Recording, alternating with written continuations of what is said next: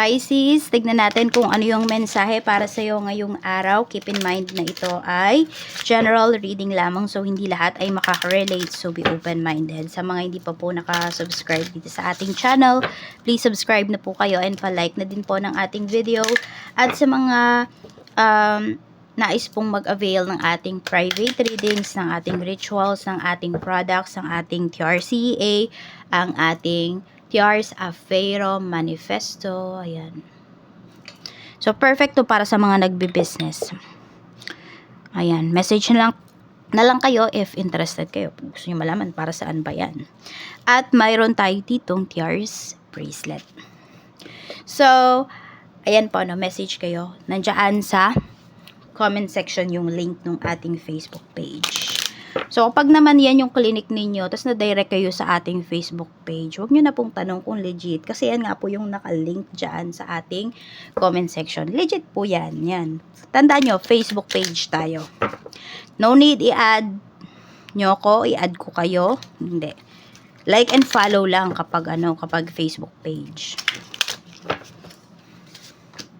We have compromise. So, may pag-aayos dito. Meron kayong kailangan timbangin. We have forgiveness. May pag-aayos. Pwedeng, tignan natin mamaya yan, ha? We have yes. Okay, tignan natin. Magaan naman yung energy na pinapakita rito.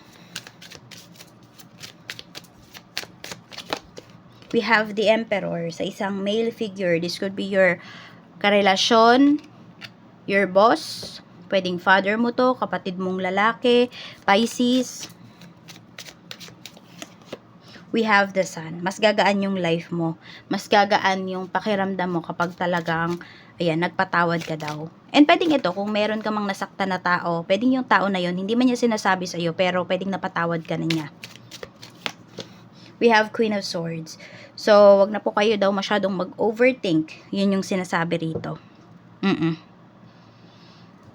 So, kailangan lang talaga merong marunong magpakumbaba para sa sitwasyon na to. Kasi kung wala, wala talagang maaayos. Yun yung sinasabi rito. So, may positive energy pa naman between sa inyo nung tao na to. Pwedeng ito, kasabi ko, pwedeng boss mo to, pwedeng co-worker mo, baka nakaaway mo, friend, kahit ano man yung relationship mo with this person. Meron pa ring sabi natin, namamagitan sa inyo na happy energy. Yun nga lang, pwedeng kahit naman may forgiveness tayo rito, yung tao na yun, pwedeng hindi mo na siya talaga mapabalik sa life mo. Ganyan, hindi na talaga mababalik sa dati yung sitwasyon ninyo, yung relationship ninyo. Pero okay na siguro yung nagkapatawaran kayo. Pagdating naman sa mga naghahanap ng trabaho, ayan po, meron tayong energy 4 of Cups. So, medyo mahihirapan talaga yung iba sa inyo. Yung iba din kasi, dahil nga ito, either may nasaktan kayo or meron ngang tao dito na need ninyong i-forgive. Yun, mas gagaan talaga. Makakausad kayo kapag ginawa nyo to. Mahirap, pero kailangan para sa pag-usad po ninyo. Kung napapansin mo, kung ikaw yung may nararamdaman na sama ng loob towards other people or towards sa tao na to, nafe-feel mo ba na konti, gaganda yung life mo, tas biglang bigat na naman. Kasi may dinadala ka Kaya ganoon. So, yung iba sa inyo, nahirapan kayong maghanap ng trabaho dito. Pwedeng may offer nga sa inyo, di nyo naman gusto. Parang alam mo yung lagi kang nakatingin sa future. Kailan mo kaya makukuha yung trabaho na gusto mo? Some of you naman, wala tong kinalaman dito. Ang nangyayari lang, hindi nyo po tinitignan kung ano ba yung nasa harapan ninyo. Kasi lagi nyong hinahanap yung wala. Pwedeng ganyan yung energy. Tingnan natin pagdating naman sa mga may current work. 8 of Cups. 9 of Swords. May nagbabalak na ba ditong mag-resign? Ace of Swords. Okay, kung meron pala kayong presentation dito, do not worry. Kasi marami naman po sa inyo, ay ma-execute nyo ito ng maayos. Or may project kayong ginagawa dito. Talagang puyatan, pero sulit na sulit naman po yung pagod yung puyat ninyo. And for some of you, kung nagbabalak naman dito na mag-resign na kayo kasi wala na kayong peace of mind dito sa work. Pwedeng marami ka nang nakaaway, baka nga ito yun, Madami ka nang hindi nakakasundo, hindi ka na nakakapag-focus sa trabaho. Alam mo, hindi ka na nakakapag-function ng maayos because ang dami mong dinadala rito. Pwedeng either ikaw man yung nakasakit or ikaw yung nasaktan nila. Parang it's time to move forward. Check natin sa negosyo. Kung may negosyo po kayo, we have Ace of Wands. We have Four of Wands. So, lahat naman daw ng actions ninyo, no? Para po ito sa stability ng inyong negosyo. Tapos, may mga deliveries din na pinapakita rito. I don't know kung sa inyo ba may i-deliver na mga supplies or kayo tong magde-deliver. Yan, no? Pwedeng isa to sa mga maging way para mas gumanda pa yung kita po ninyo. Yung magde-deliver kayo. Oo, ayan nga. May deliveries na pinapakita rito. Hindi ko alam kung meron dito may bigasan kayo. So, okay din po yun, yung nagde-deliver kayo. Tulong kayo dito ng asawa mo. Three of Wands. So, may expansion ng business. Pwedeng, dati maliit lang yung space ninyo. Ngayon, kinuha nyo na yung katabi. Pwedeng ganun po, yung mangyari dito sa business ninyo. Or pwede rin sa ibang lugar.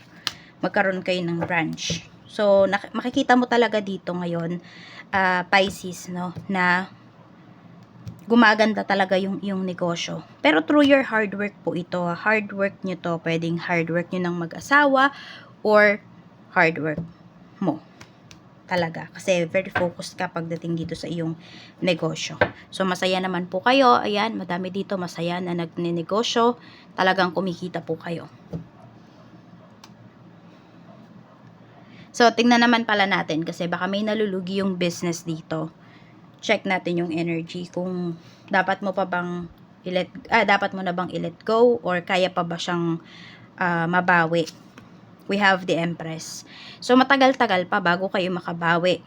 Kung hindi po ninyo bibitawan niya, 9 months. Yun na. 3 to 9 months. Yun yung pinakamatagal. 3 months, yun yung pinakamaigse. 9 months yung pinakamatagal. Bago nyo masabi talaga na hindi nalugi yung negosyo ninyo, na nakabawi na po kayo. 5 of Cups. Pero pag-isipan nyo kung may ilalabas pa ba kayo. Kasi baka ngayon ang nangyayari is ina-absorb lang nito. Yung lahat ng pinapasok mo na pera, ina-absorb niya. Ayun lang. Hindi na maganda kapag ganun. Yung kahit konti, wala kayong lalabas na isusubi dito sa pinapasok ninyo na puhunan. Baka maubos lang talaga kayo dahil sa business na to. Pero kung ayaw nyo talaga siyang i-let go, ayun, maghintay kayo ng 9 months. So, nasa sayo pa rin yung decision. Check naman natin pagdating sa kaperahan. Kamusta yung kaperahan mo? We have Temperance. So, merong pinapakita rito. O, yung iba sa inyo, makakabawi naman talaga kayo. Mayroon tayo ditong Temperance. Financial recovery. Pero yun nga, 9 months yung pinakamatagal. Tapos, some of you need nyo ding umattend ng mga seminars, need nyo umattend ng mga, alam nyo, pwedeng meron dapat nag-a-advise sa inyo pagdating sa pera. Queen of Wands. Kung meron kayong asawa rito, try nyo pahawak sa kanya yung pera nyo. Ayan, may asawa kasi na pinapakita rito eh.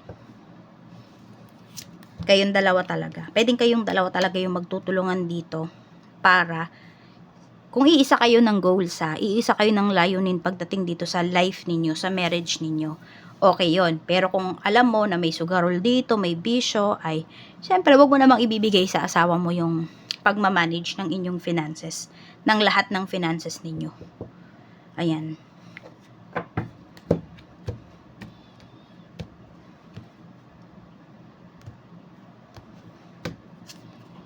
Nine of Pentacles. Yan po, maganda yung pinapakita rito. So, kayong dalawang mag-asawa talaga yung magtutulungan. Kaya kung meron man kayo ditong, ayan, tampuhan ng asawa mo ngayon, makipag-ayos ka na kasi pwedeng naapektuhan yung inyong kaperahan. So, ito yung lucky numbers mo. We have number 18, 9, and we have number 2. So, yan lang po. Maraming salamat, Pisces. Mag-iingat ka always. More blessings to come.